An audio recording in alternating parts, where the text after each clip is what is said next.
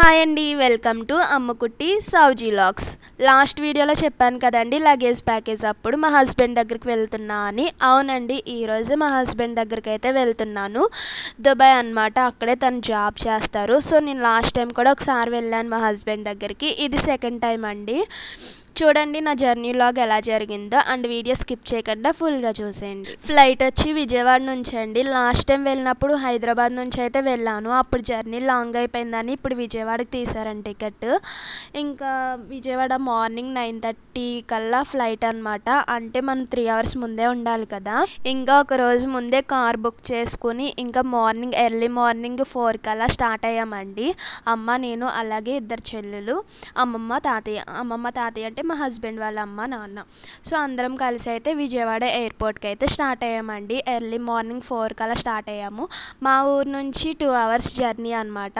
ఇంకా అందుకే ఇంకా అక్కడికి వెళ్ళేసరికి 6-6:30 అలా అవుతుంది కాబట్టి 4కి స్టార్ట్ అయ్యాము. ఇక్కడ అంతర్జాతీయ టెర్మినల్ ఇంటర్నేషనల్ ఎయిర్పోర్ట్ అనమాట ఇప్పుడు మనం వెళ్ళేది.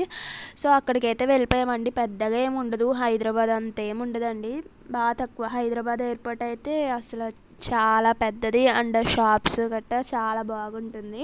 ఈ ఎయిర్పోర్ట్ అంత ఏం కాదండి, చిన్నగానే ఉంటుంది. అలా అయితే తెల్లవారిందండి. మేము 6:20 కల్లా అక్కడికైతే ఇంటర్నేషనల్ ఎయిర్పోర్ట్కి అయితే వెళ్ళిపోయాము. ఇంకా వెళ్ళగానే అయితే ఏమీ లోపలికి వెళ్ళలేదండి. కొద్దిసేపు అమ్మ వాళ్ళతో స్పెండ్ చేసి కొద్దిసేపు అలా టిఫిన్ చేసి అయితే లోపలికి వెళ్ళాను. చూడండి, వీడియో అయితే స్కిప్ చేయకుండా ఫుల్గా చూసేయండి. ఇంకా ఎయిర్పోర్ట్ ఎంట్రన్స్కి అయితే వచ్చేసామండి. అలాగే ఇక్కడ ట్రైనింగ్ కూడా అవుతున్నారండి. ఇంకా ఎయిర్పోర్ట్లో వర్క్ చేయడానికి ఇంకా అలా అయితే ట్రైనింగ్ అవుతున్నారు. మేము వెళ్ళేసరికి ఎంట్రన్స్లోనే వాళ్ళు అయితే కనిపించారండి. ఇంకా ఎయిర్పోర్ట్ బయట గార్డెన్ కట్ట అయితే వ్యూ అయితే సూపర్ ఉంది. వీడియో అయితే స్కిప్ చేయకుండా ఫుల్గా అయితే చూసేయండి. ఇంకా అలా ఎయిర్పోర్ట్ లోపలికి అయితే వచ్చేసామండి. ఇంకా వచ్చేసిన తర్వాత కార్ పార్కింగ్ ఇంకా అలా ఎయిర్పోర్ట్ బయట కార్ పార్కింగ్ చేసిన తర్వాత ఇంకా గార్డెన్ ఉంది కదండి, అక్కడ కొద్దిసేపు కూర్చొని అలా టైం స్పెండ్ చేసి ఇంకా టిఫిన్ అమ్మ తినిపించిందండి. ఇంకా టిఫిన్ తినేసిన తర్వాత ఎయిర్పోర్ట్ లోపలికి అయితే వెళ్ళడానికి అయితే స్టార్ట్ అవుతున్నాము. ఇంకా 3 hours ముందుంటే సరిపోతుంది కదా, 3 hours అన్నా ఒక 2-2.5 గంటల ముందున్నా సరిపోతుంది. అలాగే ఫస్ట్ టైం ఫ్లైట్ జర్నీ చేసే వాళ్ళు ఎవరైనా సరే ఈ వీడియో చూస్తే కొంచెం యూజ్ అవుతుంది కదా.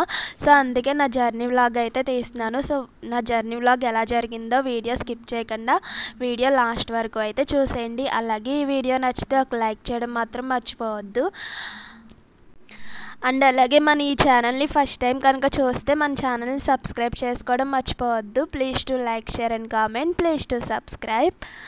చూడండి, ఇంకా ఎయిర్పోర్ట్ లోపలికైతే వచ్చేసామండి.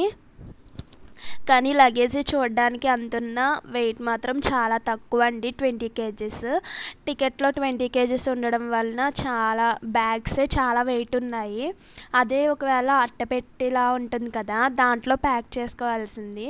నేను బ్యాగ్లో చేయడం వలన ఆ బ్యాగ్సే సగం 5 kgs అలా వెయిట్ ఉంటుంది. ఇంకా నా బట్టలు, పికిల్స్, వడియాలు ఇవన్నీ పెట్టేసరికి 20 kgs అలా సరిపెట్టేశాను. కానీ బ్యాగ్లో కాకుండా ఏదన్నా అట్టపెట్టిలో పెట్టుకుంటే నాకు కేజెస్ బాగా కలిసి వచ్చినాయి అనమాట. ఇంకా అదొకటి తప్పు పని చేశాను, తెలియకైతే అలా చేశాను. ఈసారి ఎవరైనా సరే లగేజ్ ప్యాక్ చేసుకున్నప్పుడు అట్టపెట్టిలా ఉంటుంది కదా, దాంట్లో ప్యాక్ చేసుకోండి. మనకి వెయిట్ అన్నది కొంచెం కలిసి వస్తుంది. ఇలా బ్యాగ్స్లో చేయడం వల్ల ఆ బ్యాగ్ వెయిటే సరిపోతుంది కదా. అప్పటికే మా హస్బెండ్ చెప్తానే ఉన్నారండి, బ్యాగ్స్లో వద్దు, అట్టపెట్టిలో ప్యాక్ చేసుకుంటే నీకు వెయిట్ కలిసి వస్తుందని. మనం చెప్పిన మాట వినాం కదా. ఇంకా అలా బ్యాగ్స్లో లగేజ్ ప్యాక్ చేయడం వల్ల ఇంకా ఆ బ్యాగ్సే వెయిట్ వచ్చేసింది మొత్తం. ఇంకా టైం లేక ఇంకా సదర్ని మళ్ళీ తీసి మళ్ళీ సదరాలంటే ఇంకా అంత ఓపిక లేదు, అంత టైము లేదు కాబట్టి ఇంకా బ్యాగ్లోనే ఉంచేసాను. అట్టపెట్టిలో లగేజ్ ప్యాక్ చేస్తే మనం ఎక్కడ మోయాలా అనుకున్నాను. మనం ఎక్కడ మోస్తామండి, అసలు వచ్చేటప్పుడు కార్లో, వెళ్ళేటప్పుడు అక్కడ ఎయిర్పోర్ట్లోనే ఇచ్చేస్తాం కదా. ఇంకా స్టైల్కి పోతే ఏదో అన్నట్టుగా ఉంటుంది కదా, ఇంకా అలానే జరిగింది. ఇంకా అలా కార్లో ఉన్న లగేజ్ మొత్తం తీసామండి బయటికి. ఇంకా next passport, ticket copy and visa copy అన్నీ ఉన్నాయా లేదా ఒకసారి చెక్ చేసుకున్నాము. అండ్ అలాగే ఎయిర్పోర్ట్ బయటే వెయిట్ మిషన్ ఉందండి. మేము ఆల్రెడీ ఇంటి దగ్గర చెక్ చేసాం కదా, అయినా సరే ఒకసారి అయితే చెక్ చేసాము. హ్యాండ్ లగేజ్లో ఒక 2 kgs ఎక్స్ట్రా ఉన్నాయి, కానీ అవేమీ అనలేదండి, పెద్దగా ఏం పట్టించుకోలేదు. కానీ ఒక్కొక్కళ్ళు ఉంటారండి క్యాష్ పే చేయమని, లేకపోతే 2 కేజీస్ తీసేయమని గట్టా ఉంటారు ఒక్కొక్కసారి. ఈసారి అయితే నాకు 2 కేజీస్ ఎక్స్ట్రా వచ్చినా సరే ఇంకేం అనలేదు. కానీ వాళ్ళకి ఇచ్చేసే లగేజ్ మాత్రం 20 కేజీస్ పర్ఫెక్ట్గా ఉండాలి. ఎక్కువ ఉంటే మాత్రం తీసేయమంటారు. హ్యాండ్ లగేజ్ మనతో పాటు ఉంటుంది కాబట్టి 1 కేజీ 2 కేజీస్ ఎక్స్ట్రా వచ్చినా అంతేం ఉండదు.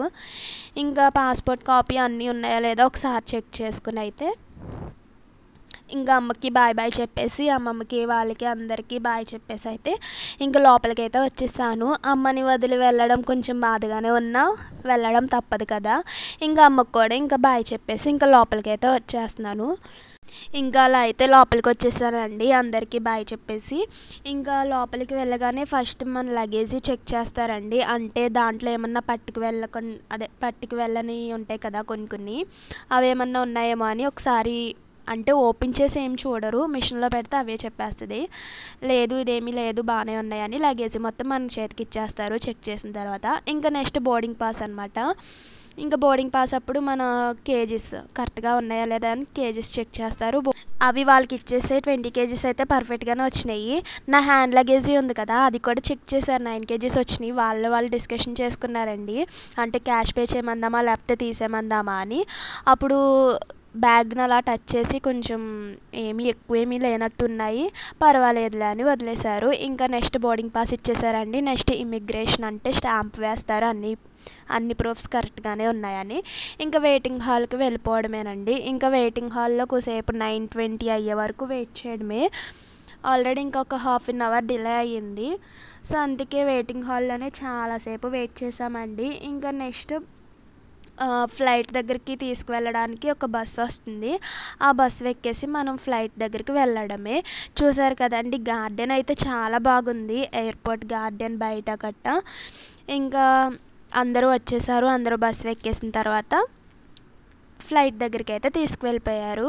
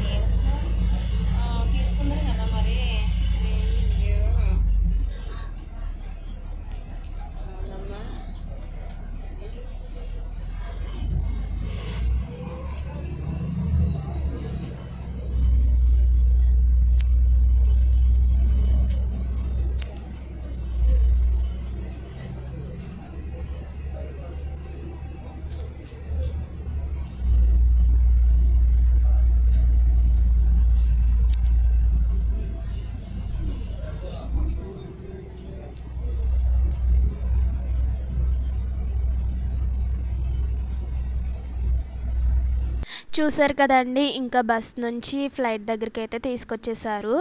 ఇంకా చూసారు కదా అక్కడ కనిపిస్తుంది కదా ఎయిర్ ఇండియా ఎక్స్ప్రెస్, ఆ ఫ్లైట్ దగ్గరికి అయితే తీసుకొచ్చేసారు.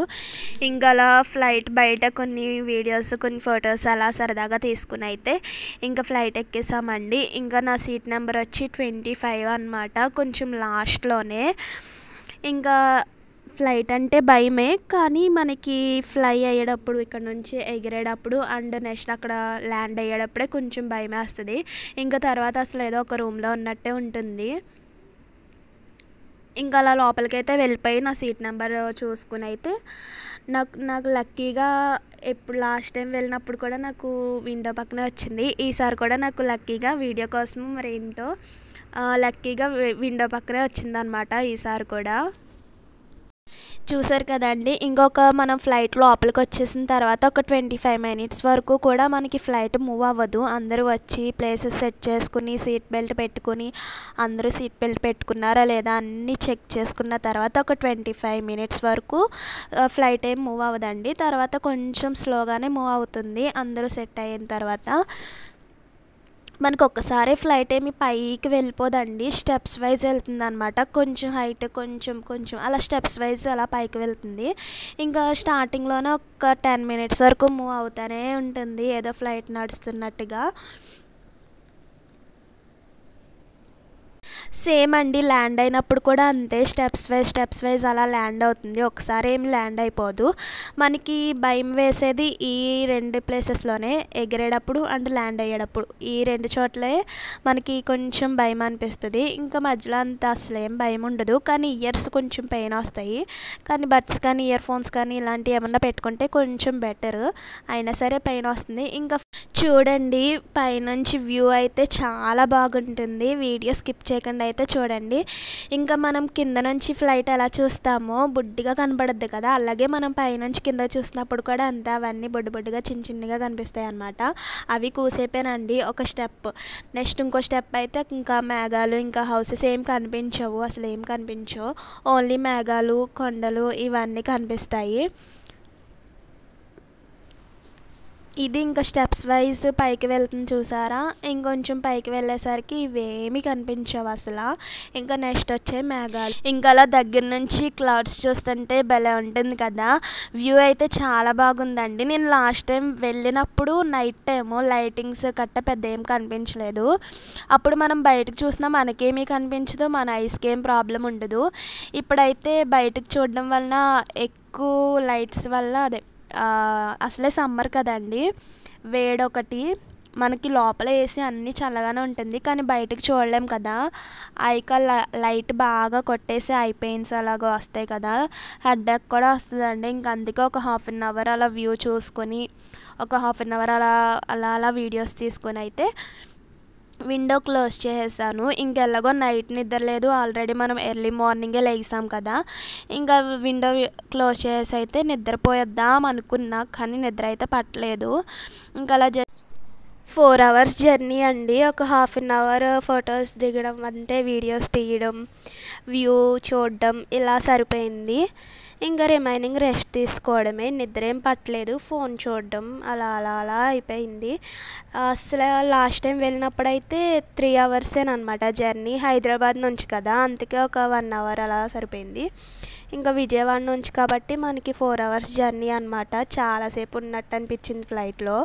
ఇంకా చూసారు కదా, దుబాయ్ అయితే వచ్చేసాము, ల్యాండ్ అవుతుంది. ఇక్కడ కూడా చూడండి, ల్యాండ్ అయ్యేటప్పుడు స్టెప్స్ వైజ్ అలా ల్యాండ్ అవుతుంది, ఒకసారి ఏమి ల్యాండ్ అయిపోదు.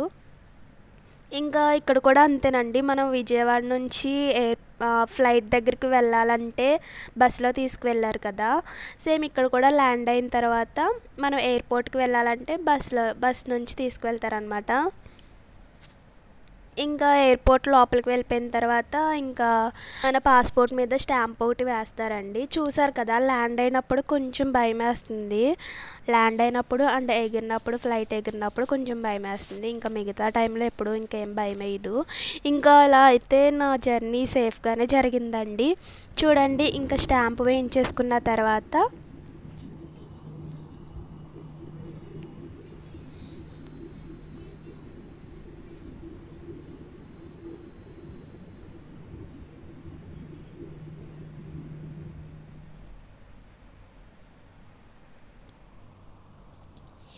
నెక్స్ట్ ఇంకా స్టాంప్ వేయించేసుకున్న తర్వాత అయితే మనం లగేజీ గురించి అయితే వెయిట్ చేయాలండి. ఇక్కడే ఎక్కువసేపు టైం పడుతుంది. స్టాంప్ అయితే ఫాస్ట్గానే అయిపోతుంది. మన లగేజ్ మనకి రావడం గురించి అక్కడ వెయిట్ చేయాలి. ఇలా వస్తూనే ఉంటాయి, ఎవరి లగేజ్ ఏదో చూసుకొని తీసుకోవడమేనమాట. ఈ లోపలనే మా హస్బెండ్ అయితే వచ్చేసారు, పికప్ చేసుకోవడానికి అయితే వచ్చేసారండి. నా లగేజీ తీసుకోవడం కొంచెం లేట్ అయింది.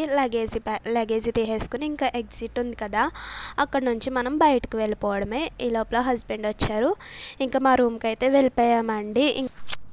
ఇంకా ఆ రోజే పాలు పొంగించుకున్నామండి, అదైతే వీడియో తీయలేదు, ఫొటోస్ అయితే లాస్ట్లో పెడతాను చూడండి. ఇంతేనండి, నా జర్నీ వ్లాగ్ అయితే ఇలా సేఫ్గానే జరిగింది. సో వీడియో నచ్చితే ఒక లైక్ చేయడం మాత్రం మర్చిపోవద్దు. So please to like, share and comment, please to subscribe. Bye bye.